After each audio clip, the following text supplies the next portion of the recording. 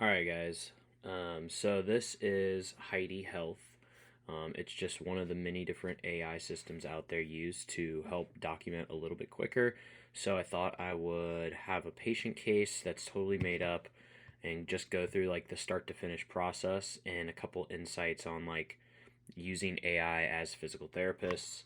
So this system here, you have stuff on the sidebar here to create new patients. I'm not going to hover over it just so that I don't pull up any of my current patient's information. But you start by putting in the patient's name. So we'll just say Jane Smith. I generally don't put in a birthday, but you can. And so in this section here on the left, it says My Additions.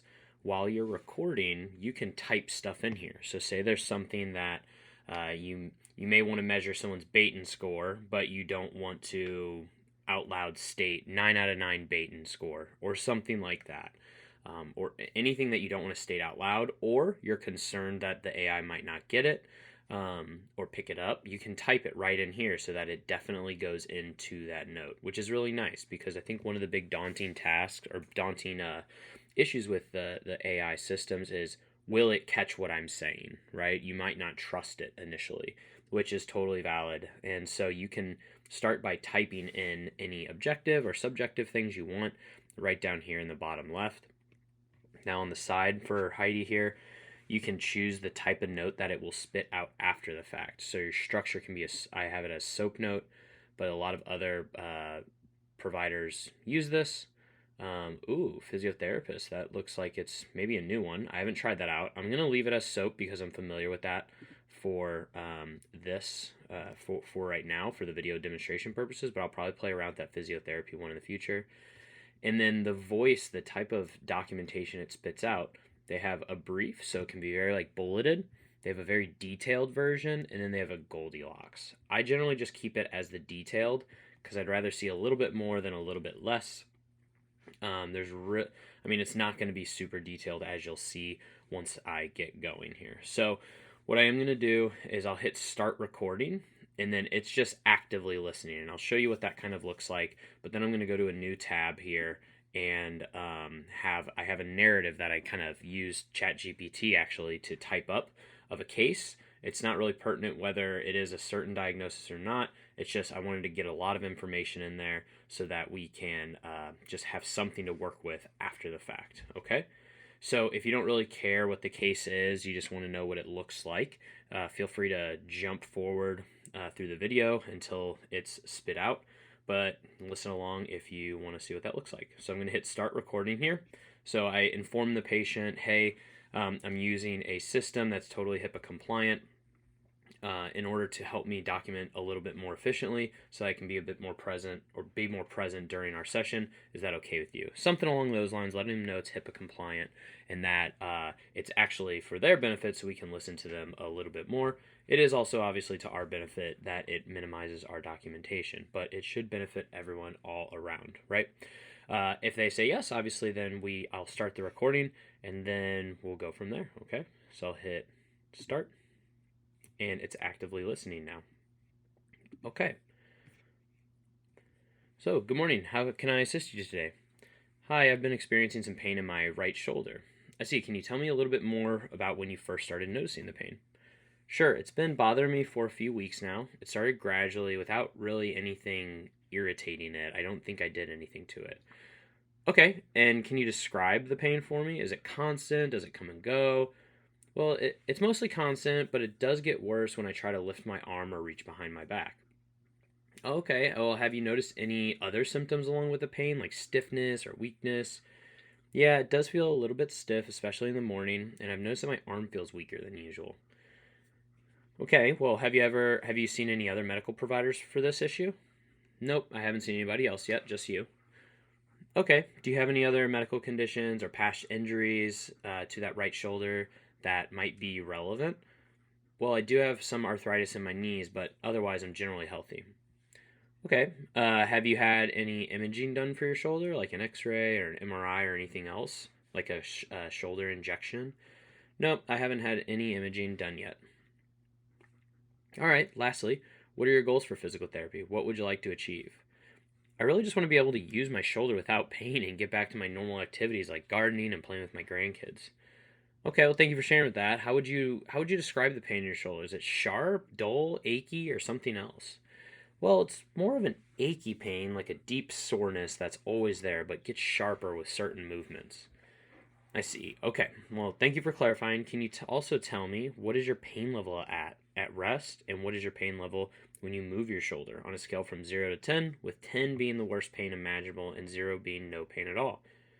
Well, at rest, my pain's around a 4 or 5 out of 10, but when I move it, especially when I try to lift or reach, it goes up to about a 7 or an 8. Thank you for providing that information. Based on what you told me, we'll conduct an evaluation and we'll get to seeing what's going on with your shoulder, okay? But before we do that, I just want to check your neck out and make sure that nothing's coming from your neck. So I'm going to have you look down towards the ground. Anything in your shoulder with that? Nope, no pain. Okay, look all the way up towards the ceiling. Anything into your shoulder with that? Nope, no pain. Okay. And what about if you bring your right ear to your right shoulder? Any pain there? Nope, nothing with that. And left ear to the left shoulder. Any pain in your shoulder with that? No, nope, nothing with that. And what about when you look to your right over your shoulder? Any pain in your shoulder with that? Nuh-uh, nothing with that. And when you look over to your left, any pain with that? Nope, nothing with that. Cervical screen, unremarkable for reproduction of symptoms in right shoulder. Okay, so now what I want to do is I want to check out your range of motion. Can you lift your left arm up as high as it can go? Left shoulder active range of motion, 180 degrees. And now your right side for me, please.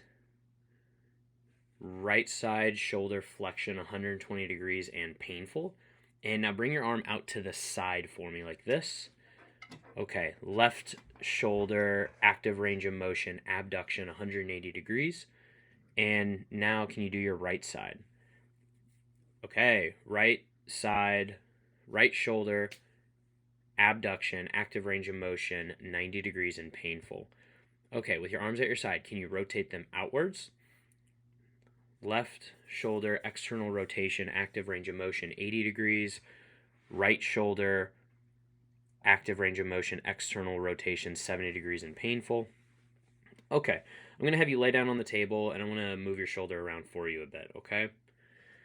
So now I'm going to bring your arm up overhead, left shoulder, passive range of motion, flexion, 180 degrees. Right shoulder, passive range of motion, 180 degrees and painful at the end range. Left shoulder, abduction, passive range of motion, 180 degrees. Right shoulder, passive range of motion, abduction, 180 degrees with pain at end range.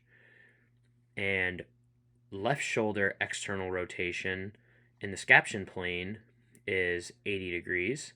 And right shoulder in the scaption plane, external rotation is 80 degrees with pain at end range. And now I'm going to bring your arm up to the side a little bit further.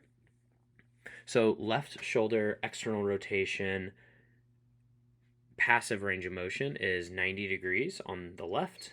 Right shoulder, passive range of motion at 90 degrees of abduction, external rotation is 90 degrees and painful. And then left shoulder, internal rotation, passive range of motion is 70 degrees. And right shoulder, internal rotation at 90 degrees of abduction is 50 degrees and painful. Okay, now I want to do a couple different tests on you. Can I have you bring your arm up like this? And I'm going to push down. And now this one like this. And push down. Okay, negative empty can test on left, positive on right. And now I'm going to lift your arm up to the side. And can you hold it there in place for me? Okay, positive drop arm test on right. And can you put your arm behind your back for me and lift it off like this? And okay, that was painful. Okay, liftoff test is positive on right, and it's painful getting into the position and worse with liftoff. And now I'm going to have you put your palm on your belly, and can you push into your stomach as hard as you can? Okay, belly press test, mild symptoms on right, but negative, and then negative on left. And now I'm going to have you go up into this position. Okay, speeds test on right caused reproduction of symptoms, negative on left. And now I'm going to have you kind of resist me, and I'm going to push on here. Okay, negative Yergenson's test bilaterally. And then I'm going to have you put your arm into this position here and just relax. Okay, negative crank test on right and left.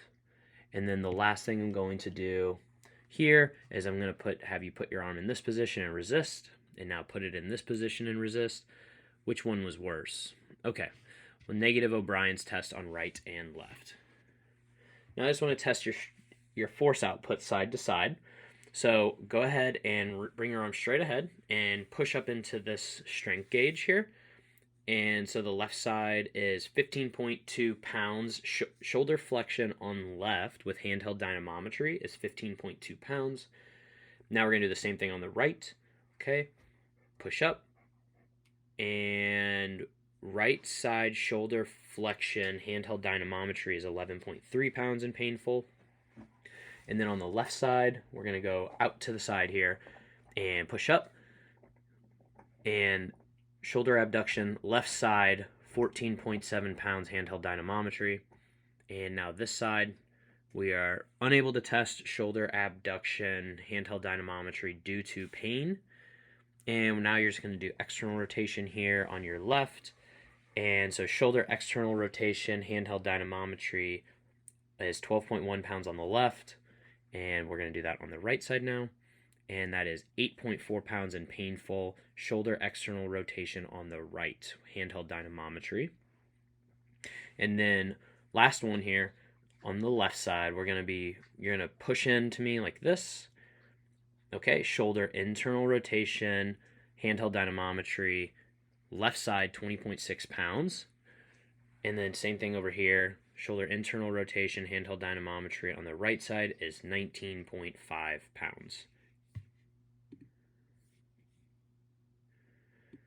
So it's processing. That was very short. Generally mine are about 40 minutes long. I kind of went through that. And to be honest, the fumbling, how I said things out of order, like shoulder flexion active range of motion, right side, or right side shoulder flexion active range of motion, how I just kind of bounced back and forth with how I said that, is very consistent with how I do it in the real thing. So I'm not just messing that up on purpose. But a couple things I wanted to note here. Once it spits out the note, you can see it says please ensure the content is good here. And then when you scroll down to the handheld dynamometry section, it puts it in pounds, as in like the money, the currency. And so that's obviously an issue. So what I actually do during the assessments, I might say, I might type it, right? So I might say shoulder ER 15.2 pounds, something like that. So I might physically be typing that in the session instead of verbalizing that out loud. That's my current flow right now, but I am trying to figure out how to change that, and I'm going to reach out to Heidi and see if they can fix that as well. They are, I think, an Australian-based company, so it kind of makes sense why they're using this instead of like pounds in the currency instead of pounds for the imperial system. But so here's what this is the free version, right? So when you finish with your assessment, this is totally free on Heidi. You could take all of this and copy this into your note if you're fine with that, right? But I am not, and there's a couple things that here's where Heidi kind of shines. So I am on the free trial right now. And when you don't do the free, or if you just go to Heidi, you get 10 templates, and I think templates and or AI generation. And this is where Heidi really shines. So let me give you an example. My workflow after I finish, if I want to state exactly what I think is going on with a patient, I will like tell them goodbye, get them their home exercise, and then I might resume the recording here and just state directly, patient demonstrates signs and symptoms, or I might say like in my assessment, patient demonstrates signs and symptoms consistent with right rotator cuff pathology due to subjective and objective findings. And I might just state exactly what I want my assessment to say. And then If I add that, I can click this regenerate button. So it'll basically take that new information that I just put on there in the recording, and then I'll regenerate it. Okay, so that's pretty cool. But here's where my workflow goes after that. So the first thing I do, I have a subjective template that I'll click, and then over here, it's working. And so what I've made with this is everything that Medicare wants to see in the subjective portion of our notes, right? So if I go through this here, they want to know the prior patient, their status, what they were doing before all this, anything that they're unable to do with activities, their history, and I can go over that a bit more. Signs and symptoms, how would they describe it? Pain at present. They want to know the ags and eases, comorbidities, prior treatments, imaging, and what their goals are, right? So you can see here, history of present illness. I didn't really state much on how it came about, but generally when we talk with our patients, it's going to be way more in depth than this, and so you'll get a bigger spit out, okay? I don't want you to think like that's not going to be good enough, because it will be more whenever you do a real live patient, okay? So now that I have my subjective, the next thing that I do, I have these templates here. So I copy these. So I basically have a section. I wanted to spit out an objective portion for me that's better than what this objective section looks like already, because that's just kind of gobbledygook, right? And when we go to do our progress notes, I don't want to be looking through this like that, okay? So I'm going to try to clean that up. And so I'll click here. I'll type into the Ask AI, and I'll paste. Let me go back. Make sure I copy this. Copy that. Paste. Asking it to essentially convert it to a bulleted list for me.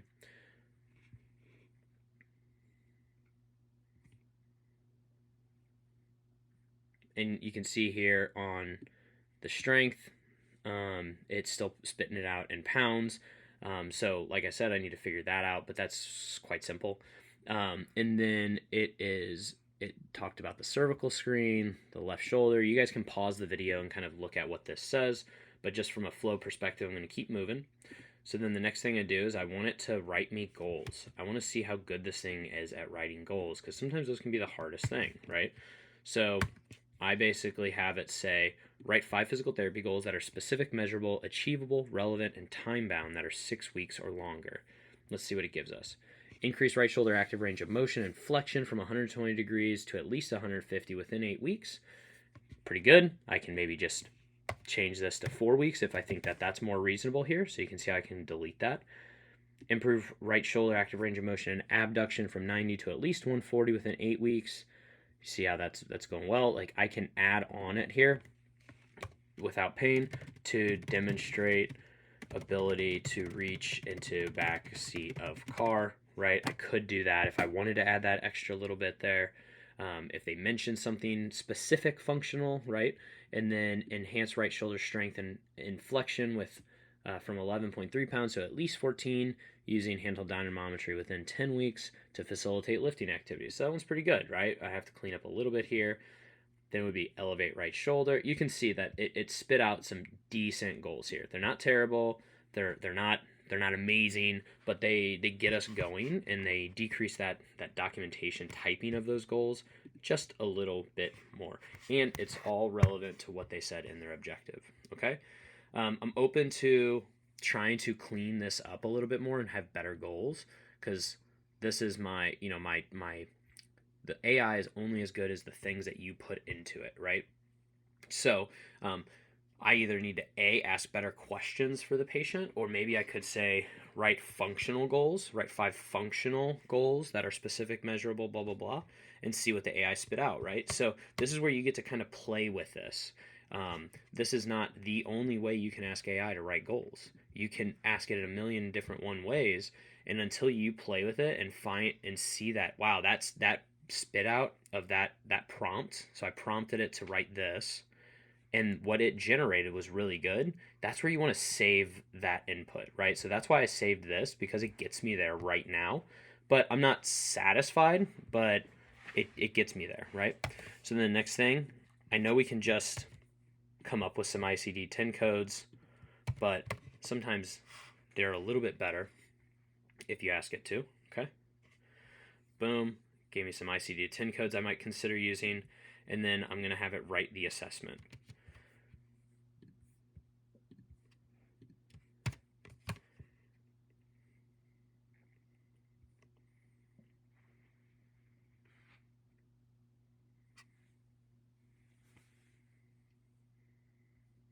So it basically is saying, here's her subjective, objective stuff that we kind of found and why she would benefit from physical therapy. I'm not going to read through this right now, but the thing with AI is it might not exactly say it how you will just yet, but as you work with it more and more, it'll continue to tweak, or you can continue to tweak it to where it sounds more and more like you.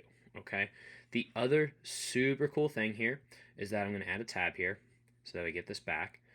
You can create a new template, right? So what that might look like is, say you have in your EMR a subjective section that every time you fill it out with every patient, and it is stellar. You could copy that whole thing, that whole subjective section, and create a template, and then it will spit out what it might like headers and things that it needs to look for in your notes. And so that's basically how I created my subjectives. I put in an old one. It said, okay, this therapist cares about X, Y, and Z, so we're going to ask about all that, right? Same thing with your assessments. If you typically say, like, to give you an example here,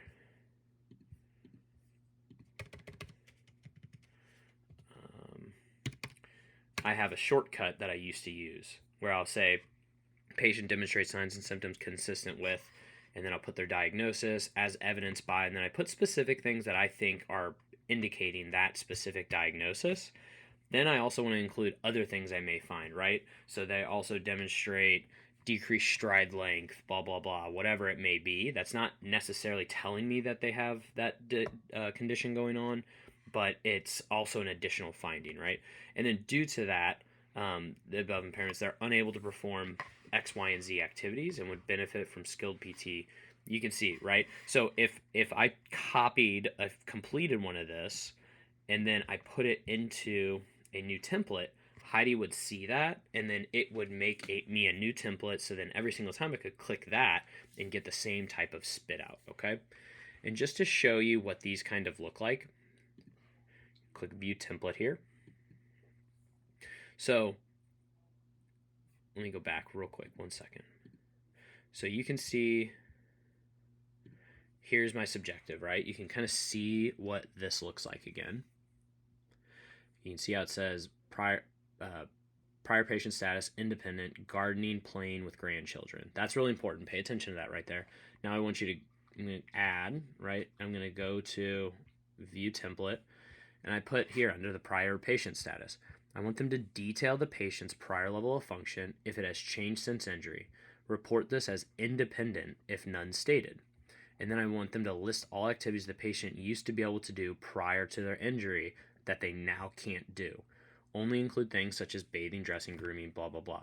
So it doesn't do that very well, right? Like, I asked it to only include these activities because they're ADLs and IADLs.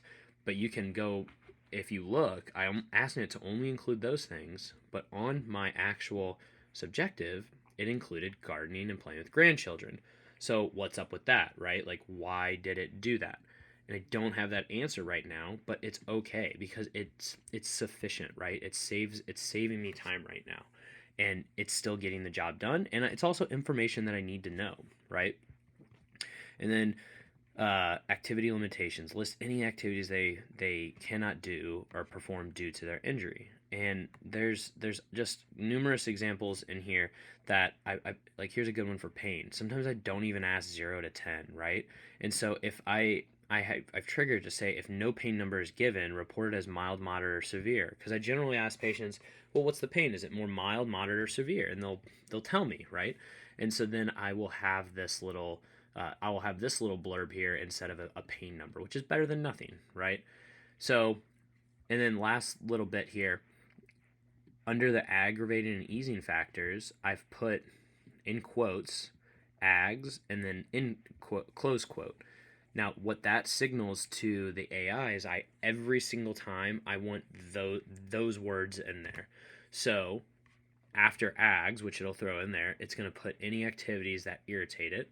And if there's no activities that irritate it or make it feel better, they'll report as none if nothing makes it worse. Okay, so let's go look at what that looks like. So under the ags, you can see this is exactly what I wanted it to type. It just had the quotes around it earlier, right? But it included ags exactly formatted as I like. So you can get this to be formatted exactly as you want. And then it listed arm lifting, reaching behind the back, boom, right? They did not say anything that made it feel better, so it put out none reported. So this is just, I know this is quite a long video, but I think you need that upfront effort to get used to using AI and figuring out how it works best for you. Because once you do, it's going to drastically improve your workflow. I know a lot of people have slash commands and templates that are already pre-populated and all that. And I hear you. I think those are great. But with this, it's going to speed it up even more in the long run, okay? Don't get left behind. AI is here to stay. Find the system that works for you. Keep tweaking it and keep refining it, because we want to spend more time with our patients. We don't want to be spending more time cleaning up and formatting our notes to meet different regulatory standards. Let the AI put in the information that's needed for those regulating bodies like Medicare and such, and just spend more time with your patients getting to know them, okay? Hope this was super helpful for you guys, and let me know if you have any questions. Reach out to me on Instagram at mattmc_dpt. Happy to talk, or I guess put something down in the comments below, and we'll go from there.